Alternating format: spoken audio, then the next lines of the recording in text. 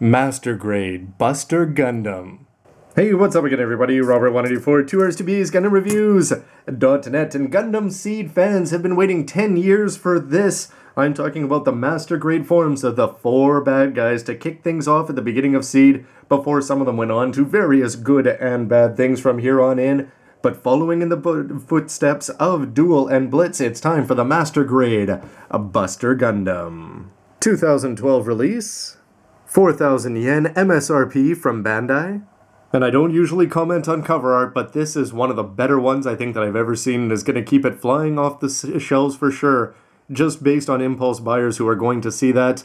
But here you can see GAT X103 Zaft Mobile Suit, and there's the name in Japanese as part of the Master Grade line. The Buster has seen quite a few releases over the years between an old school, NG, high grade, and the 1/100th one. But then you can see that the Master Grade one here, you have to wonder if this would be coming out. And I've always heard that this is the least popular of the 4 from Gundam Seed in terms of the bad guys, but then again, you can't believe everything that you hear. So what are your thoughts on this one? Is it the worst of the 4? I can't say for myself that I would have necessarily have picked this one up, except for the fact that I'm a big fan of Duel, Blitz, and Aegis, and this guy certainly would have been missing out if I didn't have him on the shelf next to the other ones. And yeah, again, that cover art, what else can I say? Around the box we go, where you can see some information about the Buster Gundam itself and how it's arrived in Master Grade form. But of more interest just for modelers is the way that it looks front and back there. You can see a very unique and still pretty cool color scheme. You wouldn't think that orange would look that good against green and gray, but I think they do a very good job of this one, and even better in Stargazer. But you can see the 2 big guns there hanging off the shoulders, very 00 Dynamez style. And here you can see them in action as they're both going to come through underneath, and the hands can hold them there. You can see that you're going to be able to slide the grips around there. And also you're going to have 6 missiles in the pods on either shoulder. Those are going to open up. You wonder if you have them in the back there as well. You can see that he's also going to have various arm joints that are going to move around. And that cover pose has not been recreated here, but it's sort of the opposite one. That is looking great, and you can see that the green parts in the middle of the guns, that's going to really help this guy out. Not to mention the fact if you get him up aerial on a plastic model base 1, the inner frame is going to be moving around, as you can see, with the shoulders and the waist section, which we've become very accustomed to over the years. Hopefully that's going to help keep the weapons in place. And there he is, the man who spent a lot of time in jail before seeing the error of his ways, the old red shirt Dearka there.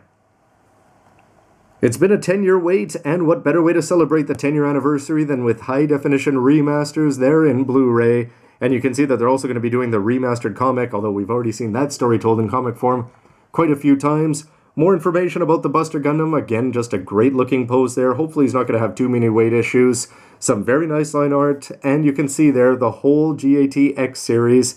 Can't wait to add the 303 Aegis to complete the set, and you gotta wonder again about that one.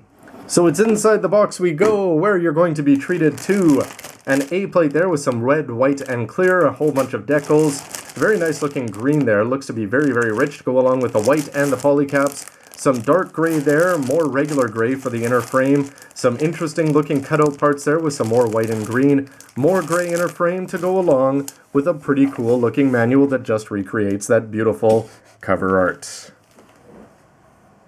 Looking at the A-plate, the first thing you'll see is that the white color here is definitely not going to be the good guy white that we're used to on the RX-78-2 and beyond in terms of the good guys, but definitely a darker tone, setting the scene for this guy to be a bad guy, as we've seen with GPO-2A and perhaps to a lesser extent, Destiny. But onto the main colors, you can see lots of nice clear parts down there. You can see that those are going to be well used for light piping and throughout the weapons in terms of scopes, and some nice colors here. It's not quite red, definitely not orange, but it's a very nice color in between, with some nice cutout sections there, and that all-important jewel that you can see is going to go on top of the head.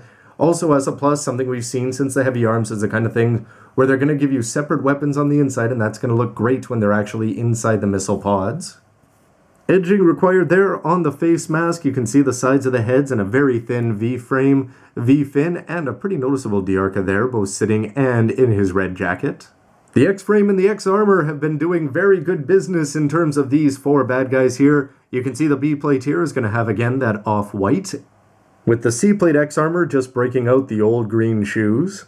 Before the D X-frame plate here, an ABS is going to give you a lot of the parts that you're going to be needing for the inner frame, including the manipulators, the old straight 4 fingers, definitely no 3-finger trigger finger split here, to go along with the neck and the custom action base mount. More X armor here for E. As you can see, the soles of the feet, some cool looking parts there for the inner frame and the waist section, not to mention the shoulder mounts, and some very blitzy looking leg innards. ABS F-frame, X-frame wraps up the common parts here. And you just have to know that Bandai's engineers had a good time with all of these detachable segments and parts for the 4/5 MGs here, that they're just, depending on which one they're going to be printing and putting in that box that day.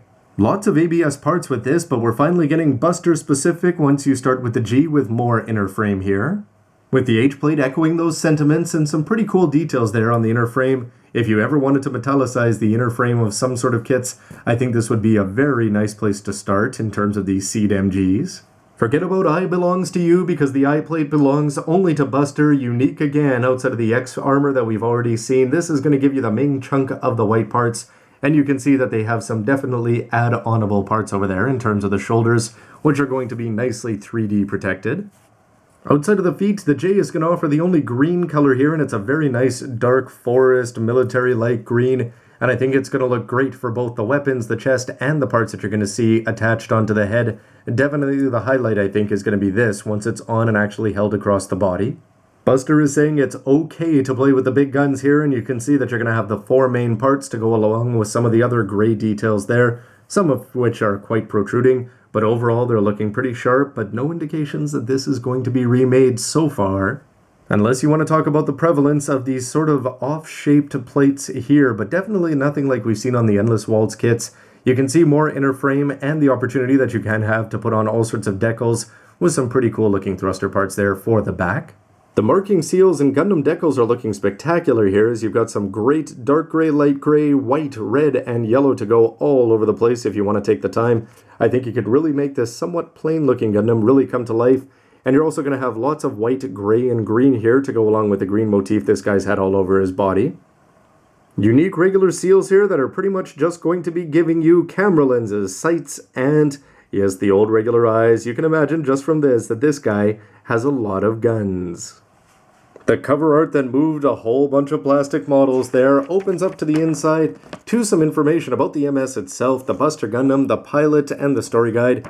Here it's going to talk about the GATX series, but more of interest down here is that they've got the Buster Dagger and the Verd Buster, which of course it's fun to look at the plates for signs of. But after the table of contents, you go inside and you'll see some X's over here, which is to be expected with the common frames up to F before it moved on to Buster specific. And after you, again, I'm always a fan when they give you the line art up there, and then you get to see which plates you just have to lay out. So after you build up the body, the head, and the upper body, you're going to get to the splash page. Great view front and back there, some very cool poses, hoping it's going to actually be able to stand up like that without an action base. You can see the pilot. Again, those big guns, if they're going to work in terms of being positioned under the arms, I think this guy could be spectacular if you're a fan of big gunned Gundams. The shoulder missile pods are looking great, and every time he has those weapons out, not a lot of variations, but they're all variations on a very good theme. Moving through, once you've got the legs together, you can get to the back, put the body, and then lay out all the parts you need. 5 plates to put the weapons together. You can see that they're going to be able to slide, and hopefully these mount mechanisms. These are probably the most important parts of the whole Gundam in terms of it being practical there. You can see that you're not going to have a transformation to deal with, but instead various swings all over the place, as you can attach these two together to make them even bigger. Disappointing that they don't give you color here as you put on that myriad of colorful stickers that they gave you. But on the back, if you want to paint it up, it looks like 5 colors there, and you're going to have the main camera there in clear green. Paint them up Warhammer style, and hopefully you're going to get something that's going to look this good. I had low expectations going into this build of the Buster Gundam, but I've got to say that the unbox, and again, just some of the tricks that they do just in terms of commerce, have certainly helped pay off. But taking a look at the plates, a little bit disappointing that we don't see any obvious signs of the Verd Buster being on its way, but nonetheless, I have to say that I like the colors, I like the off-white, I like the red-orange, and that green looks like a lot of fun. And the weapons, if they're going to have good swing mechanisms and it's all going to work, this guy actually could become one of my favorites of the seed baddies. Anyway, everybody, stick around to see the parts and the MS all put together, and of course, let me know your thoughts on this. What do you think of this guy? Is he your least favorite, or is he way up there with the best of them? Definitely not a love in a lot of games, but we'll see if this MG is going to change anybody's minds. Thanks for watching, everybody. Stick around. How about a bleu Buster Gundam?